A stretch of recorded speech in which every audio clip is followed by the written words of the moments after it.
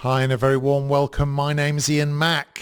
So Henry V, a play by William Shakespeare. What's it all about? Stay with me and I'll ensure that you know the basic story, the key characters, what happens in each of the acts, any interesting facts, and also I'll include some infographics for your reference. So if you're ready, let's get started because we're going to do this in around 8 minutes or so.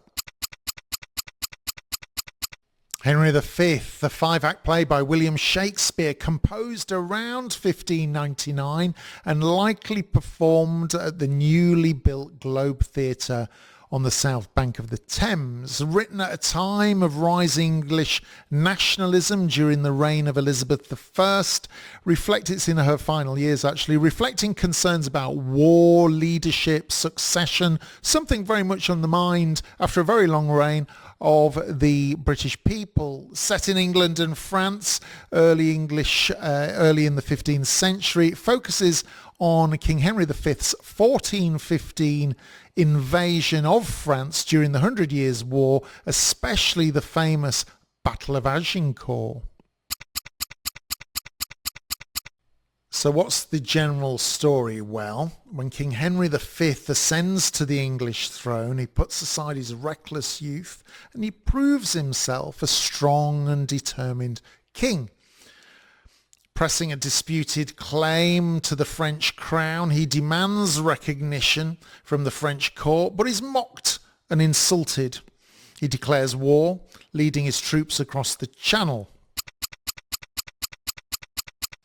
The English campaign is hard. Disease, fatigue and hunger weaken the army. Yet Henry's inspiring speeches rally his men, including the famous call to courage at Harfleur and his St. Crispin's Day speech before the Battle of Agincourt.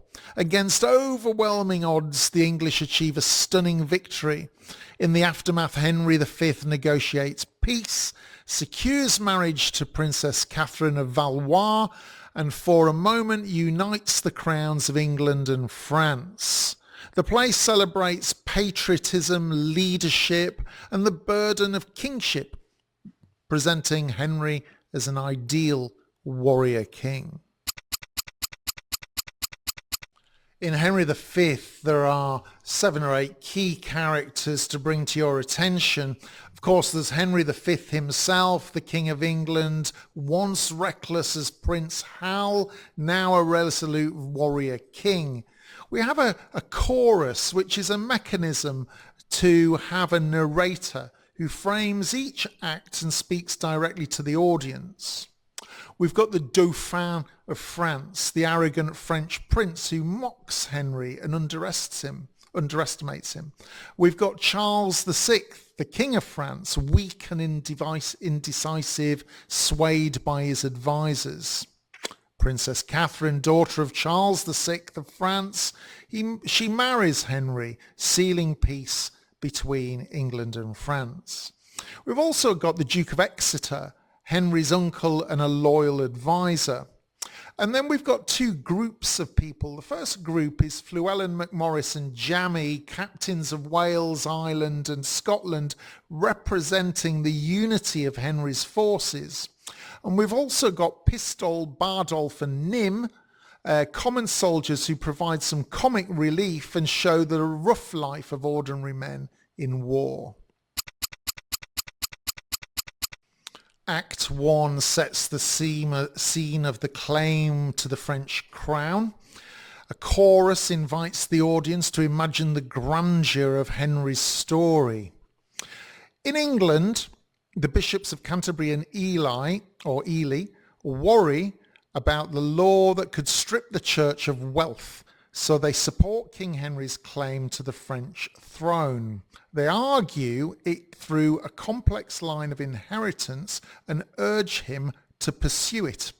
Henry seeks clarity and, reassured that his claim is just, declares his intention to invade France. At the same time, the Dauphin of France mocks him by sending a gift of tennis balls, insulting his youthful past. Henry responds with calm resolve, promising that his warlike spirit shall daunt the pride of France. The stage is set for war. In Act 2, the chorus tells that England is preparing for war. In London commoners, the soldiers like Nym, Bardolph and Pistol provide comic relief, but also show the ordinary soldier's perspective. Meanwhile, a darker plot unfolds. 3 nobles, Scroop, Cambridge and Grey, are bribed by France to assassinate Henry V. At Southampton, Henry dramatically exposes the treachery and condemns them and has them executed, demonstrating both justice and ruthfulness, key attributes of a warrior king. This moment proves his transformation really from reckless Prince Hal into a decisive king. With order restored, Henry sets sail for France, uniting nobles and commoners in a single cause. In Act 3, we focus on Harfleur in France and the king's burden. The chorus, the narration, describes the English fleet crossing the English Channel to France. At the siege of Harfleur, Henry inspires his weary troops with the cry, and you've all heard it before, once more unto the breach, dear friends. The French surrender the town. In private, Henry V reflects on the loneliness of kingship, envying the carefree lives of common men who do not bear such responsibility. Meanwhile, the French lords mock the English as weak, overconfident in their own superiority. This act contrasts Henry's stirring leadership with his private doubts, highlighting both glory and the burden of kingship. Act 4. Agincourt. The night before battle, Henry disguises himself and walks amongst his soldiers, hearing their fears and sharing in their humanity. He's a man of the people. Alone he prays for God's favour. And at dawn, outnumbered and exhausted, the English face overwhelming French forces. Henry's famous St. Crispin Day speech transforms despair into courage. We few, we happy few, we band of brothers, says he. The English achieve a miraculous victory at the Battle of Agincourt, while the French suffer catastrophic losses. Henry commands mercy for prisoners, but also enforces strict discipline, showing both compassion and severity. Act 5, the final act of the play, Peace and Marriage. So the chorus describes Henry's triumphant return to London, welcomed as a hero. But peace is not yet secure. At Troyes, in France, negotiations are taking place between the English and the French courts. Henry asserts himself as both warrior and diplomat, demanding recognition as heir to the French throne. As part of the treaty, he woos Princess Catherine of Valois in a comic yet tender scene, really, that humanises our warrior king. Their marriage unites England and France, at least in temporary peace. The play closes with a reminder that Henry's son, Henry VI, will lose these gains, but Henry V's legacy as England's warrior king endures. This history play follows themes of leadership and kingship. It tracks the transformation of Henry from wayward prince that we saw in Henry IV through to model king. National identity, patriotism and unity across classes all play key parts in this seminal play. The morality of war, of course, justice, divine right, and also the burdens of loneliness of power, all key themes here. One of Shakespeare's most famous history plays, I'd say, often staged in times of national crisis or indeed war.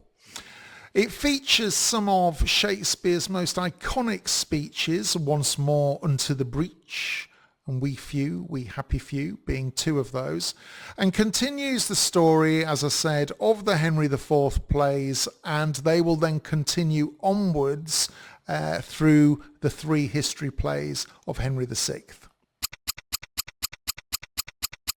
Henry V must be the most inspirational history play in English literature, in my view. Spellbinding. The speeches are seminal. Thank you so much for your time in this session. I hope it's helped get you started with the play. Don't forget to share any information you have with others about this play. Very useful in building a shared knowledge base. I look forward to meeting you again in the next one. My name's Ian Mack, and until then, time is knowledge.